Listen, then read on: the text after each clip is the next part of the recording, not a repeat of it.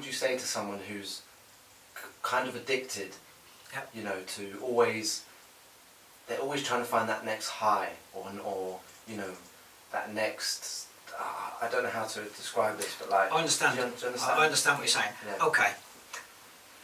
In that context of what I mentioned to you, mind, intellect, ego, and so forth, so forth, within that there's things called vasanas, which are characteristics, habits that we've all got as individuals, yeah? You're born sometimes with characteristics. A businessman, yeah? An athlete. Somebody, for instance, who... accountants, yeah? Some people lie. It's just, they're born like from when they were young, yeah? Some are greedy. So these are vasanas, yeah? Some of them brought from past lives, some of them picked up on the way. And again, the past life, if you, for instance, have had no personal experience, I'm not saying to anyone to believe anything I'm saying to them, yeah? I'm just coming from my own experience here, apart from those teachings on Vedanta, which you will find universally, they will fit when one studies them. Yeah.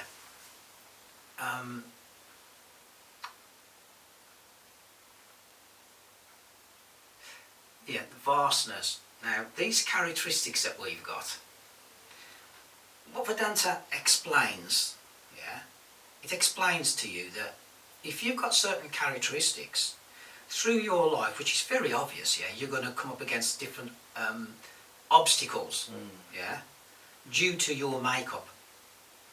Say, for instance, we're a program, yeah, and this, which actually I feel we are programs, and actually you can be an observer of your own program, yeah. But this moment I'm referring to just thinking, for instance, I am my thoughts, I am my body, I am my feelings, yeah.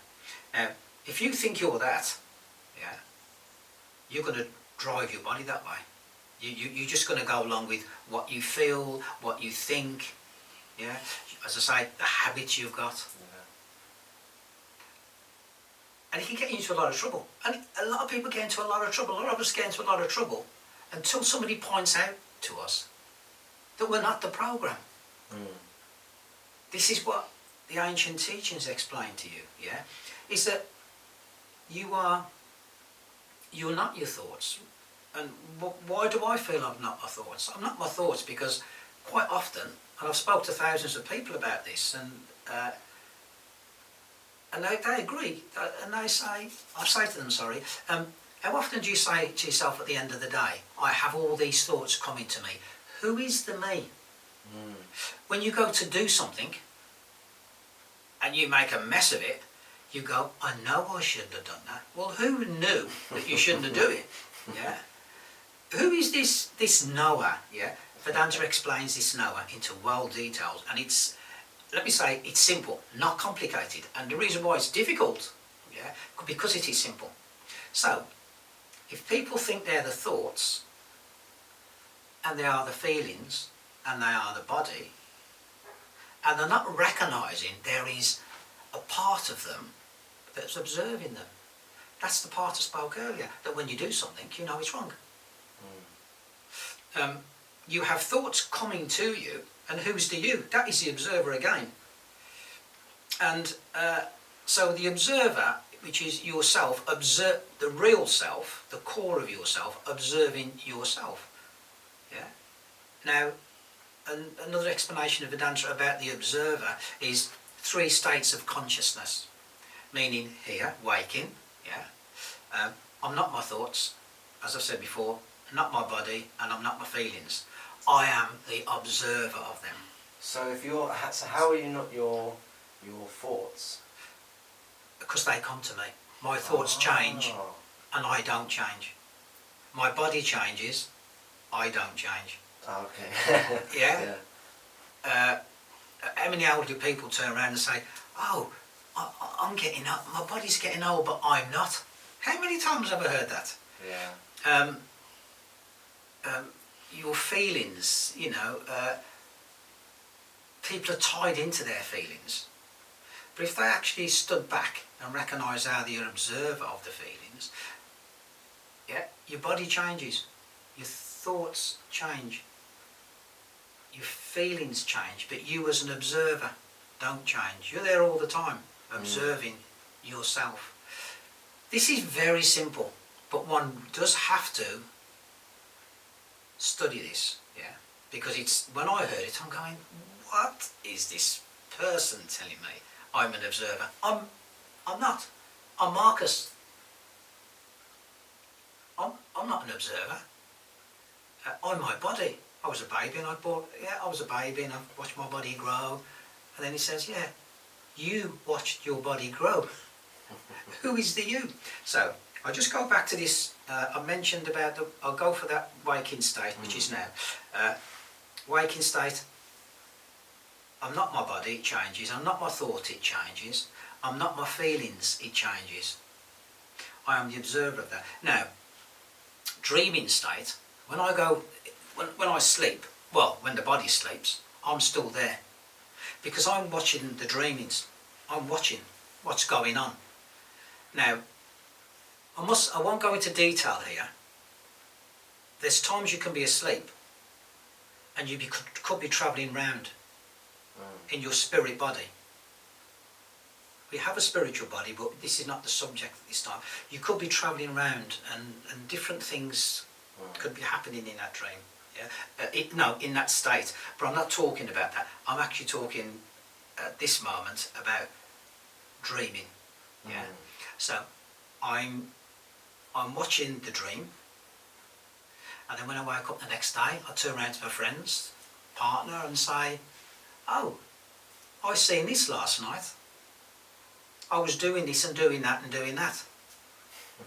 I knew I was an observer because I observe it and come and telling you. Yeah. So I was observing. I knew in the dream state I was observing it. But now I'm here. I don't think I'm an observer. I think I'm this. Yeah? Because I was never told. It was never explained to me when I was younger who I was. Yeah? So it's quite often, majority of us will make many mistakes until we recognise there is an observer. Yeah? And that's when one understands an observer, it's easy to, your life becomes somewhat easier because you're not going by your feelings. You could be a thief. You could be a liar. But if you know you're the observer of your program, you could do a little bit about it. You could do something about it. If you don't know you're an observer, you could be when I say anybody, yeah, you could be anybody. Because certain situations will change you. It does anyway in life. Yeah. But that's okay if it brings harmony into your life. But if it's not, you need to recognise that no, you don't need to recognise. If you don't want to recognise, it's fine. Yeah. But it's helpful to know that you are the observer. You are so much more, yeah, than what you think you are. Yeah. People are so beautiful and so amazing. Yeah. It's just amazing when one actually studies the self. So I've mentioned waking, dreaming, now deep sleep. Now often you say to people, have you had a beautiful deep sleep? And they'll go, yeah, I've had a beautiful deep sleep. Now and again I'll have a beautiful deep sleep. But, when I wake up, I feel really good.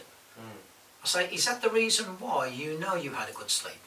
And I say, yeah, because when I wake up I feel really good for about half an hour or so. Well, actually what they've done in that deep sleep, they've gone deeper into themselves. They've gone from waking, dreaming, deep sleep. Your meditation is similar. You're going into a beautiful place. The beautiful place actually is who you are. That is explained in Vedanta, yeah? So, what I say to them, and it's not my knowledge as I say to them, the reason why you know it was beautiful is because you were there. You'd had to be there. You would have to be there to tell me it was beautiful. But in that state, you have no body, you have no thoughts, you have no feelings. You are the observer, observing, observing the bliss of who you are, because that's your nature. Yeah. Call it, when I spoke to you earlier about the grandson, activating the love within him, that's part of it, the love. That is it, the love. There's more to it than that, but you go into the deeper levels of yourself. Yeah. So there's the 3 states, and every one of those states, I am here. And you've heard the saying, many places all around the world, know yourself. Because, going back to knowing yourself, if for instance you were a car, you were born, and you mechanically, well, we are mechanical, but say for instance you were a car, and your parents came over to you and said, okay, I'm going to teach you how to drive your car. Yeah. So they teach us as best as they can.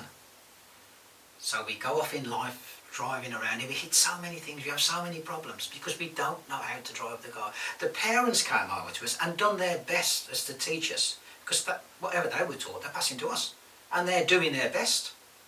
But quite often, they don't know who they are. But they're doing their best from the deepest levels of themselves, yeah? So what the ancients say, it's important to know how you work and who you are. You can bring more harmony into your life. I mean, I have quite a few people with different issues, and just a silly example, as I mentioned to you before, people say, I've had all these thoughts coming into my head. When you explain the observer, spend a bit of time, after a while I come, my gosh, that helps me a lot. I go, how does it help you? It helps me recognise that I'm not my thoughts. I observe them and let them pass. I don't hang on to them. Before it was mentioned, when I had a thought, I hung on to that thought and then added another thought to it, and then it went from here to here. When they recognise the observer, they just let the thoughts pass. Another example, I met this chap, so I was speaking to him about Vedanta, and I was speaking about the observer.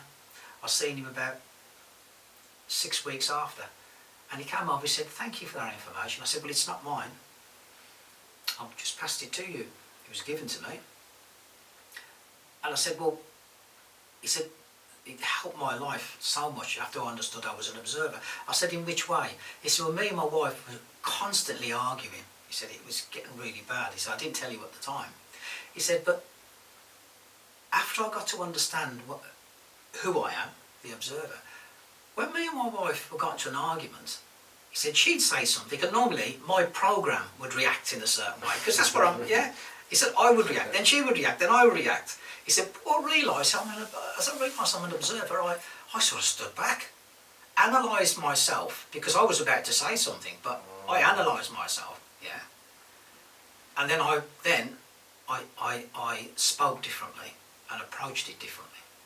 He said, I realised it was half and half's fault. He said, you know, it's half her fault, half my fault. But with me recognising it, he said she also recognised I'd changed in my way. So she changed somewhat, and it working out okay. Wow. So that's why the ancients speak about how important it is to know yourself. Yeah. As I say, it's not for everybody. Yeah.